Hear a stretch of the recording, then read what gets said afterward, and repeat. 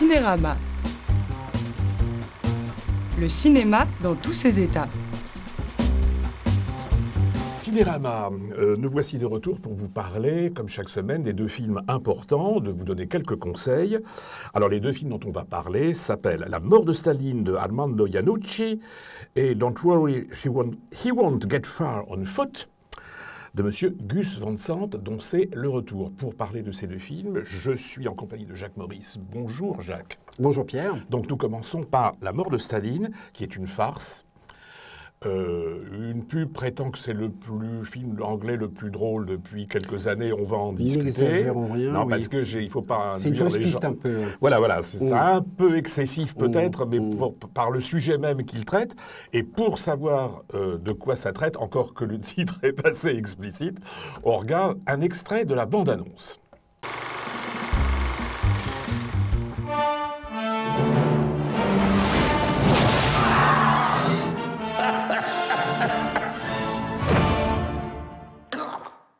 We investigate. Should you shut the fuck up before you get us both killed? He's irreplaceable. I propose we call a doctor. All the best doctors are dead. I'm exhausted. I can't remember who's alive and who isn't. We need to start putting together a plan. How can you run and plot at the same time? I have no idea what is going on.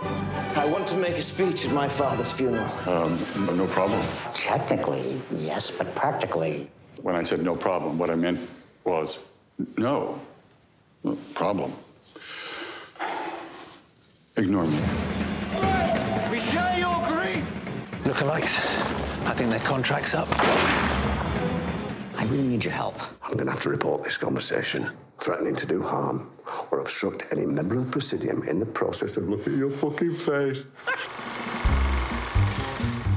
Alors c'est une farce, Staline vient de mourir, personne ne sait quoi faire du corps, tout le monde s'agite, et c'est ça qui est à la fois horriblement drôle, si j'ose dire, mais dans la salle où j'étais, quand je l'ai rattrapé en salle, les gens ne riaient pas, parce que ça reste tellement horrible qu'on est glacé. Oui, mais moi pareil, j'ai vu dans une salle où les gens riaient pas beaucoup. Bah c'est c'est peut-être la preuve aussi que cette satire est assez fine dans le fond, c'est-à-dire que ça ne cherche pas systématiquement le gag ou la chose drôle, mais par des traits d'esprit, par des situations, voilà, il travaille avec les acteurs, tout ça. On passe de quelque chose qui n'est pas vraiment on peut parler de comédie, mais c'est plus des traits d'humour, on va dire, des traits d'esprit. C'est très bien écrit. C'est très bien écrit, des traits d'esprit, et puis quelque chose de glaçant, parce que c'est quand même l'URSS dans les pires heures. Alors on voit... Même s'il y a un espoir, voilà, c'est des signes encore que bon, pas vraiment. Il y a le signe du dégel, oui. C'est le jeune Nikita Khrouchtchev qui débute, là, en quelque sorte. Mais un des personnages magnifiques du film, c'est Beria, oui. qui est donc l'instigateur des basses œuvres de Staline. Et l'acteur qui le joue, donc, il s'appelle Simon Russell Beale, qui est un acteur de théâtre, mais formidable. Génial, parce que voilà, il incarne, on peut dire, l'un des monstres absolus de cette époque, mais en même temps avec une finesse, et disons qu'il est à la fois monstre et cabotin, et grand politique. Et fin politique. Et fin politique en même même temps. Si, bon, c'est terrible, c'est terrible. Il est victime à la fin d'une machination, mais en même temps, il y a un moment donné, c'est quand même lui qui donne l'impression d'être le plus à l'aise et parfaitement contrôler cette situation et cette succession de Staline. Ce qui est horrible, c'est que c'est lui qui donc fait les listes des futures exécutions quotidiennes, approuvées par Staline, et que tout de suite après la mort de Staline, il comprend que peut-être l'URSS va changer de cap, et il se met à libérer à tour de bras tous ceux qu'il avait condamnés la veille, dont un pote qui fait partie du comité central, en quelque sorte, et la femme de... Mais c'est absolument atroce, quoi. Enfin, oui, c'est glaçant, et en même temps,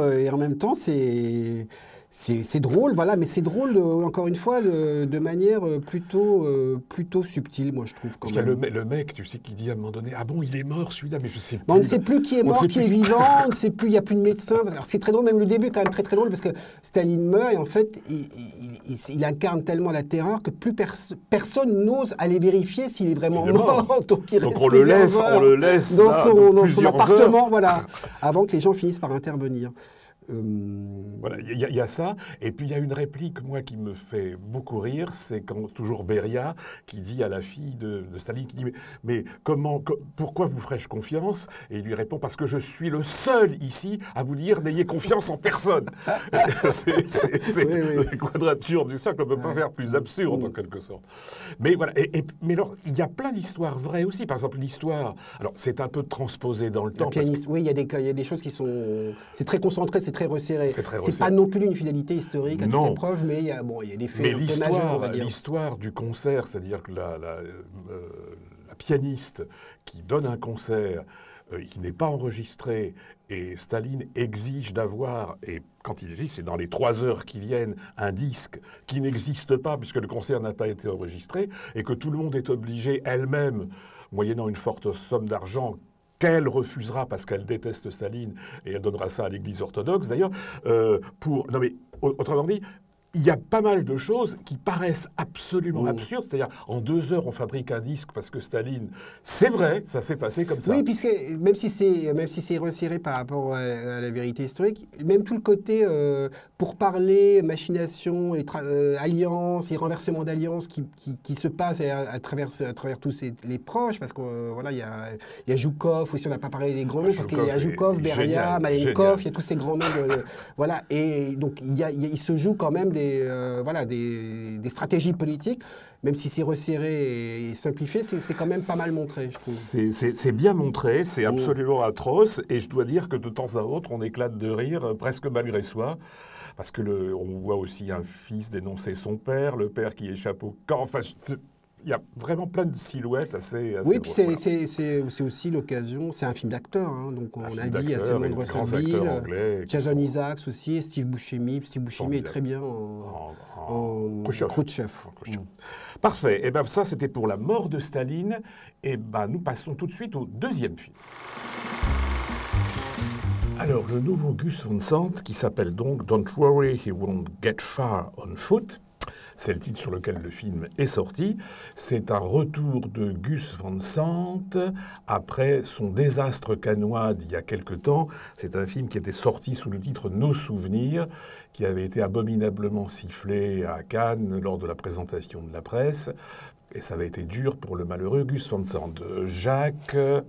Tu dis retour, c'est un bien grand mot. Je ne sais pas si c'est... Enfin, c'est sans doute peut-être mieux que souvenir, mais... Notre confrère de Télérama. Une semi-convalescence. Je trouve ça étonnant de la part quand même. Il y a une sorte de transformation assez étonnante chez Gus Van Sant, qui a été quand même quelqu'un... Oui. On va en parler, on va en parler. Et pour expliquer pourquoi c'est un peu étrange de la part de Gus Van Sant, on regarde donc un extrait de la bande-annonce.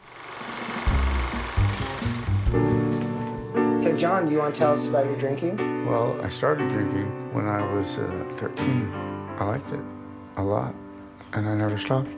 People say we got it made. Don't they know we're so afraid? This doesn't just go away. You have to fight with it, or you'll die. So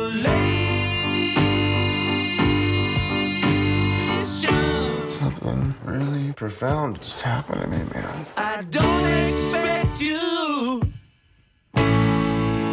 to understand after you've caused so much pain. You're just a human, a victim of the insane.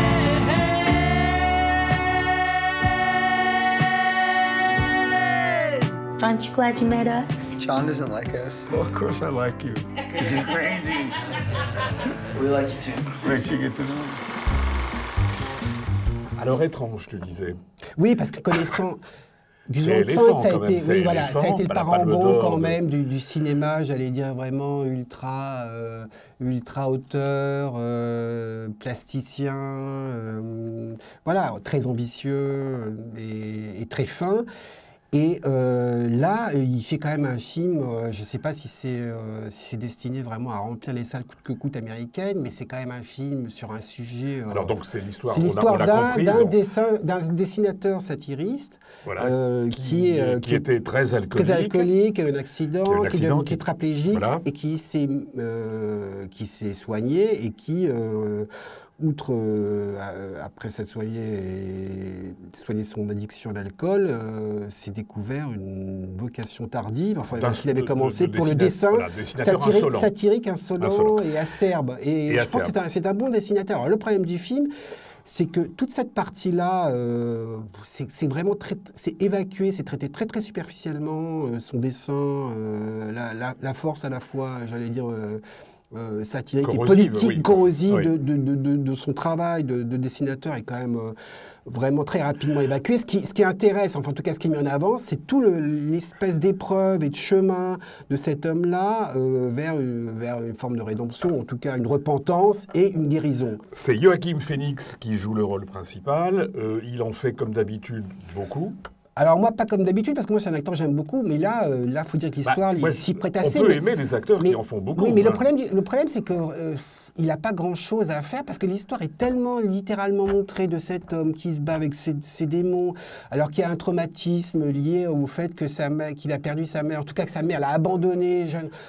On est vraiment dans du pathos, c'est du mielleux, c'est filmé en très gros plan, c'est pas très beau à regarder, c'est pas très intéressant d'un point de vue psychologique. Tu es pas loin du désastre que j'évoquais. Pas loin. Alors il y a un truc qui est bien, je dois dire, qui est pas mal et qui est plutôt surprenant, c'est Jonah Hill qui est très bien. Il est très bien parce qu'il est dans un second rôle, mais un second rôle assez important. Très important parce que c'est le gourou qui participe aux thérapies lui-même, on va s'apercevoir qu'il est fragile, malade, souffrant, il est gay, il a...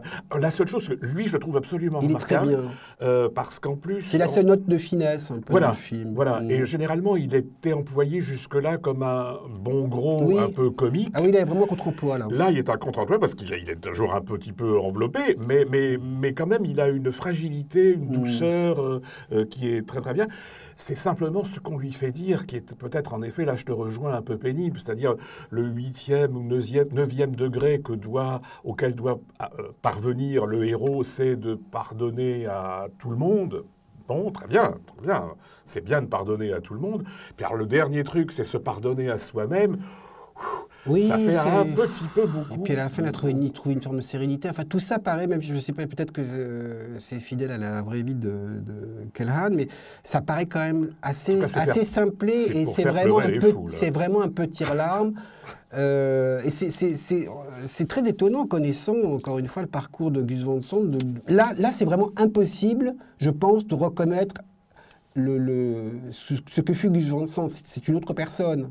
Mais il a toujours été double, parce qu'il a fait aussi des films, tu sais, comme... Oui, mais même les films qui étaient plutôt grand public, non, mais il y avait en effet une plus grande force. C'est pour ça que j'ai parlé de convalescence, après l'échec canoine, le voilà qui revient timidement. Très timidement. Très timidement. Bon, on va passer, Jacques, à nos conseils de la semaine. Alors, conseil de toi, Jacques, c'est une rétrospective d'un cinéaste pas encore extrêmement connu, qui s'appelle Jean-Paul Siverac, dont un film va sortir très prochainement, on va en parler. Que je vous conseille très très vivement de voir, qui s'appelle Mes Provinciales, que je trouve Mes Provinciales, et que je trouve vraiment très très beau, majestueux, noir, formidablement émouvant, sur la jeunesse et les étudiants de cinéma. Donc là, c'est une rétrospective à la Cinémathèque. Voilà, alors citons parmi ces films un peu, j'allais dire, phares ou clés, Le 12 amours des hommes, que j'aime beaucoup, Les Solitaires, À travers la forêt, Mon amie Victoria. Oui, qui était déjà un peu différent par le style, et alors, qui est presque un film social et politique aussi. Oui, c'est vrai. Alors, sinon, c'est plutôt...